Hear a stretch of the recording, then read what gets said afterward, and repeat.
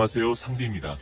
저번 영상에서 이카 열매급으로 좋은 악마의 열매들을 살펴봤는데 시간 관계상 나누게 되어 이번에는 2부를 시작하겠습니다. 그럼 바로 보시죠. 1. 마그마그 열매. 육체를 고열의 마그마로 바꾸는 능력으로 능력자의 몸에 스치기만 해도 화상을 입거나 공격을 직격으로 맞을 시 몸이 관통되는 무시무시한 힘입니다. 이 때문에 설정집에서도 악마의 열매 중에서 최고봉의 살상력을 자랑한다고 평가했습니다. 아카이누는 이 최강의 힘으로 징배와 이방코브를 부상 입혔고 사왕이인 수염의 머리를 녹였을 뿐만 아니라 에이스의 내장을 모두 불태워 그를 죽였습니다. 원피스 세계관에는 에이스, 카이도, 킹같이 불을 쓰는 능력자들이 많은데 이 마그마그 열매는 불의 대표적 상징인 이글이글 열매의 상위종이기 때문에 불을 쓰는 자들은 아카이누를 화력으로 이길 수 없습니다. 또 자연계답게 능력의 스킬 또한 엄청나 거대한 빙산을 녹이거나 용암을 유성처럼 발사해 수많은 해적들과 해적선을 격퇴했습니다. 여담으로 얼음얼음 열매, 번쩍번쩍 열매, 번개번개 열매 등 상당히 강한 자연계 능력이 많은데 이 능력들도 소개하고 싶지만 전부 다 소개하면 자연계 특집 영상이 되기 때문에 자연계 능력 중에서도 압도적인 화력을 가진 마그마그 열매를 최우선으로 뽑았습니다. 이 뱀뱀 열매 모델 야마타노 오로치. 머리가 8개 달린 거대한 뱀이 되는 능력으로 복용자가 오로치인 바람에 크게 빛을 보지 못했습니다. 이 능력의 좋은 점은 8개의 머리를 모두 베어야 능력자가 죽는 것으로 목숨 코인이 8개이기 때문에 강자가 먹으면 먹을수록 그만큼 죽지 않고 오래 삽니다. 그리고 목을 베어야 하기 때문에 범사가 아니라면 조금 상대가 버거울 수 있습니다. 만약 이 능력을 상황급이 먹었다면 엄청났겠네요. 3. 페펫 열매.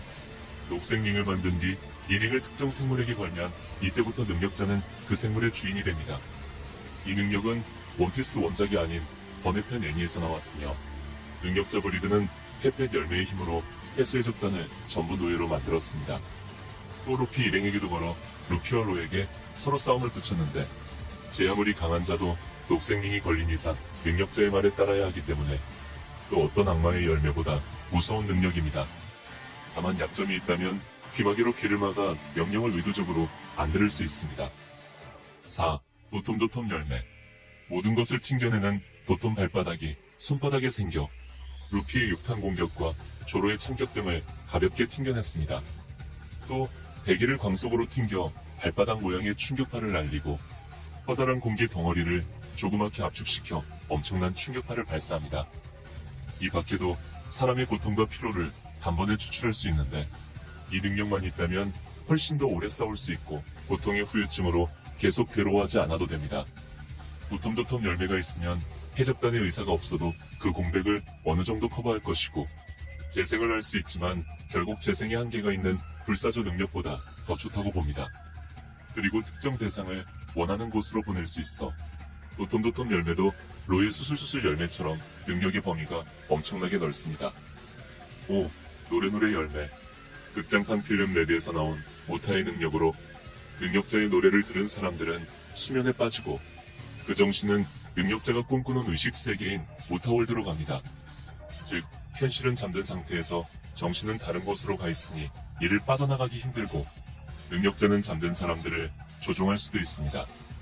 그리고 결국엔 소리를 기반으로 한 능력이기 때문에 전보벌레로 오타의 노래를 들어도 능력이 그대로 적용됩니다. 이 때문에 전세계 70% 사람들이 오타월드에 빨려 들어갑니다.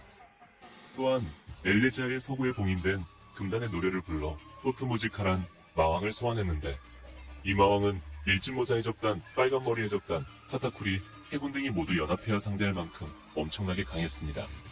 사실 이번 영상에서 무적의 경도를 자랑하는 베리어 열매를 사기 열매로 넣으려고 했으나 토트무지카의 엄청난 힘에 바르톨로메오의 베리어가 부서져 흐름성 빼게 되었습니다. 토트무지카의 힘으로 붉은 레이저가 있는데 레이저를 발사하면 한 나라가 멸망될 만큼 강한 위력을 가졌고 바르톨로메오처럼 베리어 능력도 있어 샹크스의 공격 또한 거뜬히 버텼습니다. 토트무지카는 우타를 잡아먹고 조종해 그녀의 노래노래 열매 능력을 사용했습니다.